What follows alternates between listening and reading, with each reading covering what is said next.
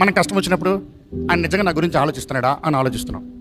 ఆయన నా గురించి అక్కర కలిగి ఉన్నాడా, నా అవసరత తీరుస్తాడా, ఈరోజు నా లేమి తీరుస్తాడా, నాకు కావాల్సింది ఇస్తాడా, ఈరోజు నా అక్కర్లన్నీ తీరుస్తానికి ఆయన చూస్తాడా ముందు నా జీవితాన్ని. ఈరోజు ఆయన నన్ను చూస్తే నా జీవితంలో ఎందుకు నేను ఇక్కడ ఆగిపోవాలి? నేను మాత్రం ఆయన క్రమంగా ఆలయానికి వస్తున్నాను, ప్రార్థన చేసుకుంటున్నాను, నేను మారుమనసు పొందాను, బాప్తిజం తీసుకున్నాను, రక్షణ పొందాను, కానీ నా తప్పులన్నీ ఒప్పుకున్నాను, విడిచిపెట్టాను. కానీ ఈరోజు నా తప్పుల వల్ల నేను చేసిన నిర్ణయాలు కొన్ని నా జీవితంలో ఈరోజు నన్ను బాధ పెడుతున్నాయి, నాకు నష్టం ఇస్తుంది. కానీ ఆ నష్టం నేను ఎన్నుకుంటున్నప్పుడు నాకు కలుగుతుంది ఏంటి? అనుమానం కలుగుతుంది ఏంటి? ఓహో, నేనే తీర్పు తీర్చేసుకుంటున్నాను. చాలా జాగ్రత్తగా అర్థం చేసుకున్నాను. నేను ఆ రోజు చేసిన తప్పుకి ఈరోజు నేను శిక్ష అనుభవిస్తున్నానని నువ్వే ఊహించుకున్నావంటే నువ్వే స్థితిలో ఉన్నావు, నువ్వు తీర్పు తీర్చుకుంటున్న స్థితిలో నువ్వు ఉన్నావు. తీర్పు తీర్చాల్సిన దేవుడి పని.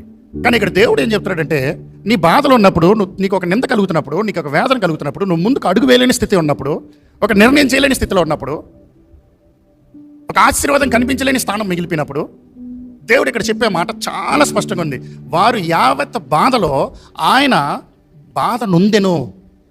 మన అన్ని విధమైన బాధలలో, మన అన్ని విధమైన శ్రమలలో, మన అన్ని విధమైన పోరాటంలో మనకేం చేస్తానంటున్నాడు? మన బాధ ఆయన నొందాడు, ఆయన పొందాడు, ఆయన అక్కర తీరుస్తానికి ఆశిస్తున్నాడు. ఇదే మోషే గారు కూడా చెప్తున్నాడు. దేవుడు మోషే గారితో కూడా మండుచున్న పొదలో ఉన్నప్పుడు, మండుచున్న పొద ద్వారా మోషేని ఆహ్వానించుకున్నప్పుడు, మోషే ఆయన 40 సంవత్సరాల తర్వాత అరణ్యంలోకి తోయబడినప్పుడు, ఆయన అరణ్యంలోకి వెళ్ళి గేదెలు మేపుకుంటూ వాళ్ళ అత్తగారు వాళ్ళ మామగారి దగ్గర కూర్చొని ఏం చేస్తాడో తెలుసా? ఈ జీవితం జాలే, ఈ బ్రతుకు జాలే, దేవుడు ఇదే ఇచ్చాడేమో, ఇంకా ఓహో ఈ మందల్ని పెంచమన్నాడేమో అనుకుని పెంచుకుంటా కూర్చున్నాడు. పాపం 40 సంవత్సరాలు అయిపోతుంది. అంటే 40 సంవత్సరాలు ఐగుప్తు దేశంలో ఉన్నాడు, 40 సంవత్సరాలు అరణ్యంలో మిగిలిపోయాడు. ఆయన చేసిన ఒక చిన్న తప్పు వలన, దేవుడి పని ఈయనే చేసేద్దాం అనుకున్న వలన, కంగారు పడిన వలన, తొందరపడిన వలన, దానివల్ల కలిగింది ఏంటి? ఆయనకి ఏం నిరుత్సాహం కలుగుతుంది?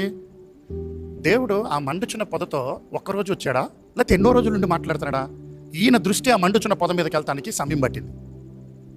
దేవుడు ఒకవేళ ఎప్పటి నుంచో మాట్లాడుతున్నాడేమో, ఎప్పటి నుంచో చూపిస్తా ఉన్నాడేమో, ఆయన పైకి చూడట్లేదేమో, కిందే చూసుకుంటా కూర్చున్నాడేమో. మనం అనుకుంటున్నాం దేవుడు ఈరోజు నన్ను చూడట్లేదు అనుకుంటున్నాం. దేవుడు ఎప్పటి నుంచో ఎదురు చూస్తూ ఉన్నాడు.